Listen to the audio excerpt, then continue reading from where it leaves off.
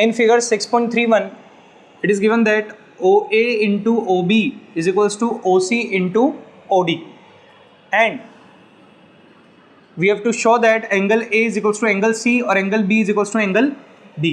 Okay, so देखो students, अगर आपको कभी भी इस तरह से दो ट्राइंगल के करस्पॉन्डिंग एंगल्स को इक्वल प्रूफ करने के लिए कहे, या दो ट्राइंगल के करस्पॉन्डिंग साइड्स का रेशो बताने के लिए या प्रूफ करने के लिए कहे, तो साफ बात है कि ये क्वेश्चन किस चैप्टर से आया होगा, चैप्टर 6 से आया होगा, और इसे सॉल्व किससे करना होगा, बाय यूजिंग द सिमिलरिटी. ठीक है, तो कहीं ना कहीं हमें उन दो ट्राइंगल को सिमिलर प्रूफ करना होगा जिनके पार्ट्स ये दोनों एंगल्स हैं. ठीक है, तो एंगल ए और एंगल सी कौन कौन से ट्राइंगल के पार्ट्स हैं, हमें नजर आ रहा है एंगल ए ओ डी और angle C O B, right. इसी तरह से एंगल बी और एंगल डी भी इनके पार्ट्स हैं, राइट. तो यहाँ पर हमारी कोशिश होगी कि हम किसको सिमिलर प्रूफ कर दें, ट्राइंगल ए ओ डी और ट्राइंगल सी ओ बी को ये सिमिलर प्रूफ कर दें. लेकिन ये होगा कैसे, इसको देखते हैं. तो सबसे पहले बात है गिवन की. गिवन हमें जो है that is what, O A into O B is equals to O C into O D, और जो प्रूफ करना है वो है angle A is equals to angle C and angle B is equals to angle D. So who can tell me the process for it. ये बात तो बिल्कुल साफ है कि हमें दोनों ट्राइंगल को सिमिलर प्रूफ करना पड़ेगा. अब सिमिलर कैसे प्रूफ करें, what will be the method.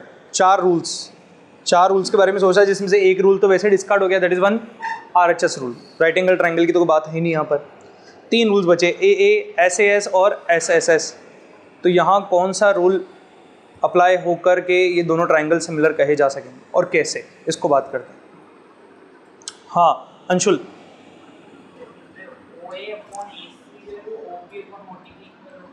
मतलब हम ऐसा लिख सकते हैं, है ना, कहाँ से, इस इक्वेशन से. तो फ्रॉम इक्वेशन 1 हम क्या लिख सकते हैं, वापस बोलना आप,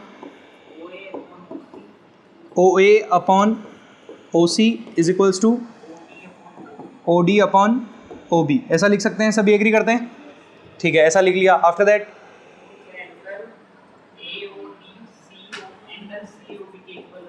AOD will be equals to angle COB. Why? Vertically opposite angles. Okay. After that,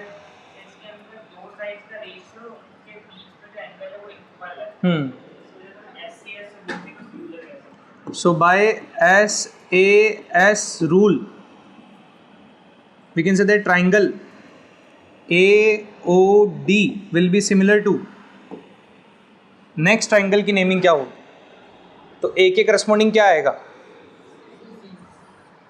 अरे श्योर, ओ के करस्पॉन्डिंग और डी के करस्पॉन्डिंग बी.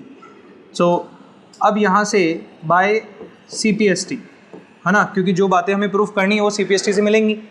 तो CPST में बहुत कुछ कहा जा सकता है, लेकिन हम बात केवल उन चीज़ों की कहेंगे जिसे हमें प्रूफ करना है. तो क्या यहाँ से angle A equals to angle C कहा जा सकता है, और angle D is equals to angle B कहा जा सकता है. So by CPST it has been prove that angle A is equals to angle C and angle B is equals to angle D.